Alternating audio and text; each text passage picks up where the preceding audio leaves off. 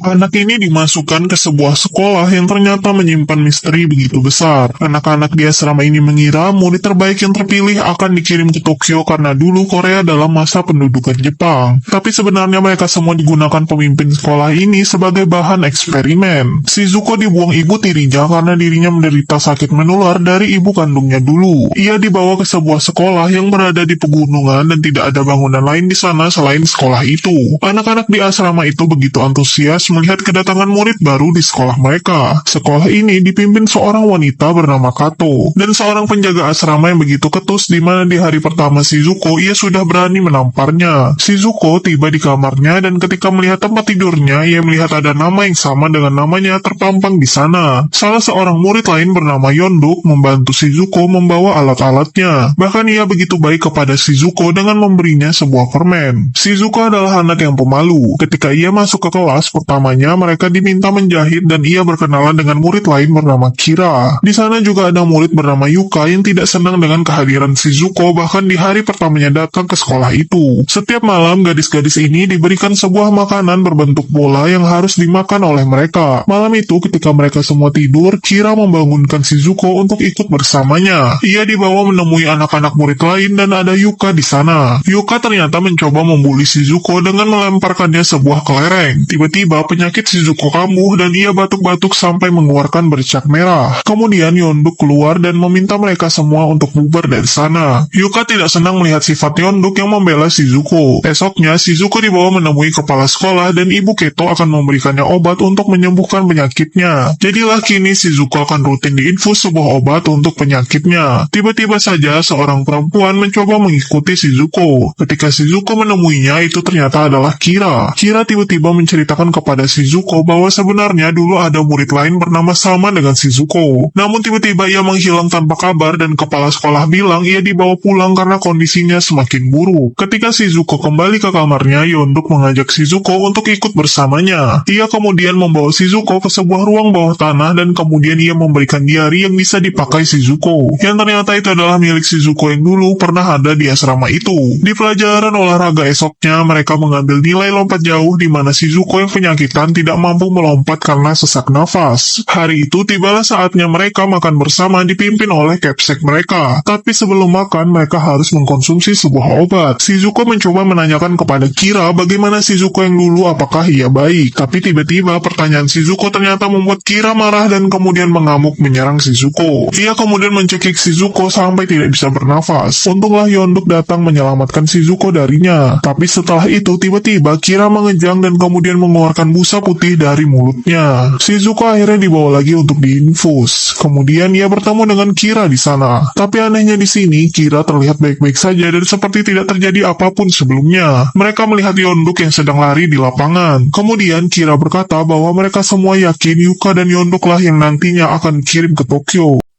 Satu persatu anak-anak di asrama ini menghilang. Mereka tidak tahu bahwa capsek mereka menjadikan mereka sebagai eksperimen. Di sekolah ini ada dua orang sahabat yang menjadi dekat dan mereka pergi ke sebuah tempat rahasia. Tempat itu adalah sebuah hutan dan ada sebuah danau di dalamnya. Shizuko yang awalnya penyakitan, tak kenapa kini tubuhnya membaik. Bahkan tidak ada lagi bercak merah ketika ia batuk. Semua itu karena cairan yang diberikan kepala sekolah kepadanya yang rutin diinfuskan kepada Shizuko. Bahkan Shizuko kini bisa lompat jauh dengan sempurna. Padahal sebelumnya untuk berlari saja ia sudah sesak nafas. Kedekatan Shizuko dan Yonduk ternyata tidak disenangi salah satu rekan mereka bernama Yuka. Hari itu ketika para gadis ini mandi, Shizuko menemukan di bajunya ada sebuah cairan merah. Ketika ia menarik bajunya ternyata ada sesosok bangkai hewan di sana. Ini semua ternyata ulah Yuka karena menurutnya Shizuko menjadi shock karena kini dekat dengan Yonduk. Shizuko masuk ke kelasnya dalam keadaan kacau balau, bahkan ia juga tidak mengikat rambutnya. Kemudian ia pergi ke arah Yuka kemudian memberikan burung di lokernya kepadanya dan membuat Yuka begitu kaget. Seperti biasa, setelah Shizuko selesai melakukan infus, ia pergi ke kamarnya. Ia menemukan diari merah yang diberikan oleh Yonduk kepadanya sebelumnya. Kemudian dari diari itu ada sebuah foto jatuh yang ternyata adalah Yonduk, namun foto itu terbelah dua. Lalu Shizuko melihat ada sebuah liontin tergeletak di lantai. Ketika ia akan mengambilnya, tiba-tiba ada sebuah tangan bergerak cepat mengambil kalung itu. Shizuko kemudian mencoba mengintip apa yang ada di di bawah kasur itu. Tapi ternyata tidak ada siapapun di sana. Sampai tiba-tiba Shizuko merasakan kehadiran seseorang di belakangnya. Betapa terkejutnya ia menemukan seorang gadis yang berlendir dan wajahnya memerah. Shizuko segera kabur dari sana dan tidak sengaja berpapasan dengan ibu asrama. Tapi Shizuko tidak ingin menceritakan apa yang dilihatnya. Kemudian malam itu Shizuko mencoba mengintip lagi di bawah kasurnya dan memang menemukan sebuah cairan lendir di bawah sana. Dan tiba-tiba esok paginya ketika mereka bangun, anak murid keheranan ketika teman mereka bernama Eguchi menghilang dari kasurnya. Semua orang kini memutuskan untuk mencoba mencari di mana Eguchi berada. Ketika di kelas, Ibu Keto memberi pengumuman kepada mereka bahwa Eguchi dijemput orang tuanya semalam secara mendadak. Yonduk pergi ke ruang bawah tanah dan menemukan Yuka ada di sana. Yuka merasa keheranan hilangnya Eguchi sama persis dengan rekan mereka dahulunya yang namanya sama dengan Shizuko. Yuka yakin ada sesuatu yang terjadi kepada teman mereka itu, namun Yonduk menolak percaya. Para gadis akhirnya membereskan barang-barang Eguchi dan mencabut namanya. Ketika tiba-tiba Shizuko memanggil Yonduk berdua saja. Shizuko mengatakan bahwa ia bertemu dengan Eguchi kemarin, perempuan yang ia lihat ketika sendirian saja di kamar. Shizuko merasa Eguchi terlihat aneh, namun Yonduk menganggap itu mungkin hanyalah mimpi Shizuko saja. Kembali ke masa lalu di mana Yonduk yang sedang berduaan dengan sahabatnya yang menghilang bernama Shizuko juga. Yonduk tiba-tiba saja merasa rindu akan sahabatnya itu. Esok paginya ketika Shizuko selesai melakukan infus, ia melihat ada seorang wanita di klinik itu. Ternyata itu adalah rekannya Kira yang meminta Shizuko untuk ikut bersamanya. Ia mengatakan ia melihat Eguchi di bawah kolong tangga di depan mereka. Shizuko akhirnya mencoba mendekat dan tidak sengaja menginjak sebuah kalung. Ketika ia di sana, ia melihat Eguchi yang terbaring kesakitan dan tubuhnya basah. Shizuko akan mundur dan tiba-tiba ia melihat Kira yang mencekik dirinya sendiri. Entah kenapa Kira melakukan hal tersebut yang tentu hal itu menyiksanya.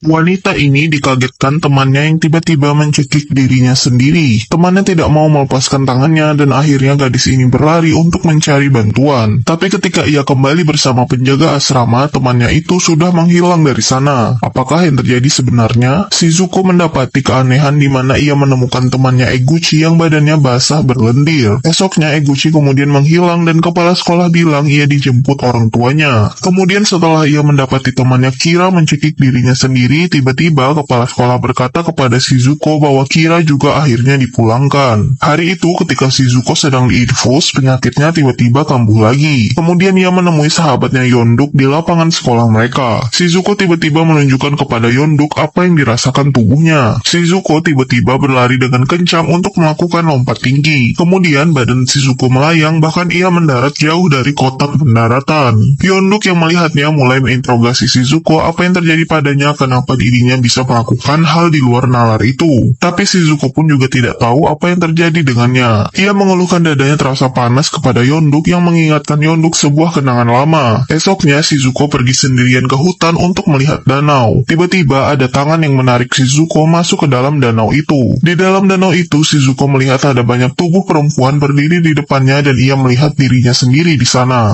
Shizuko kemudian menemui kepala sekolah meminta kepadanya bahwa ia tidak membutuhkan suntikan infus lagi, tapi Capsek itu malah tertawa terbahak-bahak mendengarnya. Ketika di kelas besoknya, mereka dikumpulkan dan kepala sekolah berkata sudah saatnya dilakukan pemilihan murid yang akan dikirim ke Tokyo. Awalnya kandidat terkuat adalah Yonduk dan Yuka, tapi tiba-tiba kepala sekolah malah memilih Shizuko yang penyakitan. Tentu saja ketika kelas selesai, Yuka tidak senang kenapa Shizuko yang dipilih dan bukan dirinya. Yuka mencoba membanting badan Shizuko berkali-kali sampai tiba-tiba Shizuko mengamuk bahkan sampai membuat lemari kaca di belakangnya pecah. Shizuko yang emosi kepada Yuka kemudian mulai mencekik Yuka. Bahkan Shizuko mampu mengangkat tubuh Yuka hanya dengan satu tangan saja. Shizuko tidak kunjung melepaskan pegangannya sampai akhirnya membuat Yuka pingsan dan terjatuh. Barulah kesadaran Shizuko kembali. Ketika Shizuko sendirian, Yonduk datang untuk melihat keadaan Shizuko. Ia melihat tangan Shizuko yang berdarah. Kemudian Shizuko berkata kepadanya kenapa tangannya tidak merasakan sakit padahal ada kaca yang terbenam di tangannya. Tiba-tiba Yonduk mengamuk dan mencengkram Shizuko menanyakan kepadanya siapa dirinya sebenarnya. Untunglah ketika itu para guru datang untuk membawa Yonduk pergi dari sana. Shizuko dibawa ke sebuah ruangan di mana kepala sekolah juga ada di sana. Shizuko diminta melihat cahaya di depannya kemudian telinganya dipasangkan headphone. Esoknya Shizuko melihat keadaan Yonduk yang dirawat. Kemudian Shizuko menemukan diari milik Yonduk di mana di dalamnya ada banyak nama Shizuko tertulis di sana. Terpikir oleh Shizuko untuk ke ruang bawah tanah untuk mencari sesuatu. Ia memeriksa kotak rahasia yang ada di sana, dan ketika ia membukanya, ia menemukan foto murid yang dulu menghilang bernama Shizuko juga. Kembali ke masa lalu, ternyata dulu Yonduk tidak sengaja menemukan sahabatnya itu sedang kesakitan di ruangan itu. Shizuko yang dulu berkata bahwa tangannya yang berdarah tidak merasakan sakit apapun. Ia mengeluh dadanya terasa panas. Karena takut, Yonduk kemudian kabur dari sana. Bukannya malah menolong sahabatnya itu, ia kemudian kabur meninggalkannya sendirian. Ketika kembali lagi ke sana bersama penjaga asrama, Shizuko menghilang. Kemudian Yonduk dibawa ke sebuah ruangan di mana dirinya disuntik sebuah cairan. Dan tiba-tiba saja esoknya Shizuko menghilang. Kini hanya penyesalan yang tinggal pada Yonduk karena tidak menolong sahabatnya itu.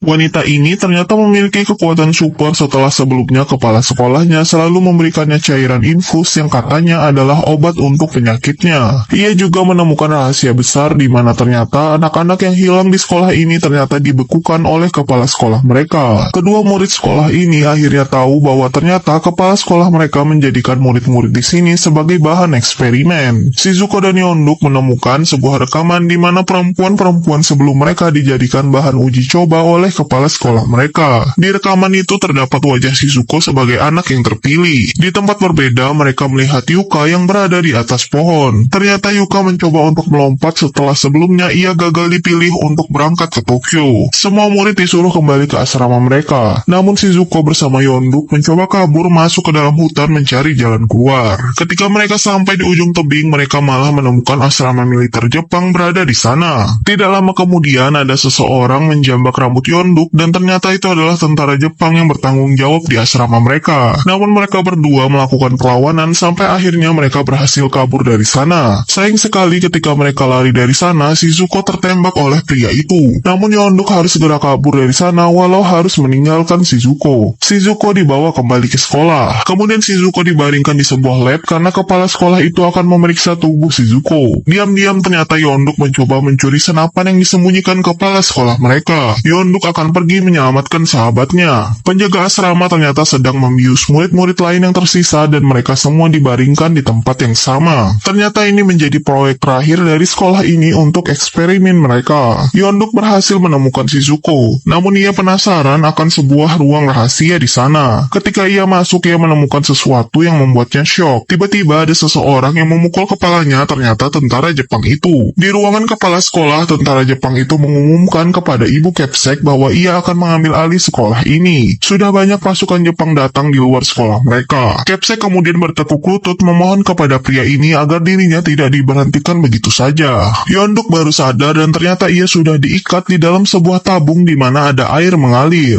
Air itu semakin penuh dan sebentar lagi akan menenggelamkannya. Ia mencoba memanggil Shizuko yang terbaring, namun sahabatnya itu tak kunjung sadar. Sampai akhirnya memori-memori lama mereka terlintas dan Shizuko kemudian sadar dari tidurnya. Shizuko kemudian mencoba masuk ke ruangan yang sama dengan Yonduk yang dikurung. Di sana ia menemukan murid-murid lain dan juga ada temannya yang dibukukan dan dipajang di sana, termasuk orang yang membenci Shizuko yakni Yuka. Kemudian ia melihat satu tabung lain dan ketika Shizuko mengelap kaca itu, Yonduk ada di sana, tewas membeku dan ternyata gagal untuk diselamatkan. Shizuko hanya bisa menangis pasrah kehilangan sahabatnya satu-satunya itu. Shizuko yang marah kemudian mencoba menemui orang-orang jahat yang sudah membuat mereka semua seperti ini. Dengan kekuatan supernya yang tiba-tiba muncul, ia melemparkan pintu besi itu ke arah mereka semua. Sampai kemudian ia mencekik pria Jepang ini sampai membuatnya tidak bernyawa. Murid-murid lain yang tersisa menghabisi penjaga asrama mereka bersama-sama. Shizuko akhirnya berhasil menemukan kepala sekolah mereka dan kemudian mencoba menyerangnya. Shizuko yang berjalan ke arah sahabatnya yang sudah tiada tiba-tiba dikagetkan kepala sekolah itu yang menembak kaca yang mengurung Yonduk hingga akhirnya pecah. Dan tubuh Yonduk yang tidak bernyawa terbaring di sana. Shizuko begitu marah kemudian ia menyerang kepala sekolah itu. Ia kemudian melemparkan tubuh ibu itu sampai menusuk perutnya. Murid lain sudah sadar dan melihat penjaga asrama mereka tewas dijahit oleh mereka malam sebelumnya. Kini tidak ada yang selamat di dalam sekolah ini dan Shizuko bersama Yonduk harus merelakan mimpi mereka untuk pergi ke Tokyo bersama-sama.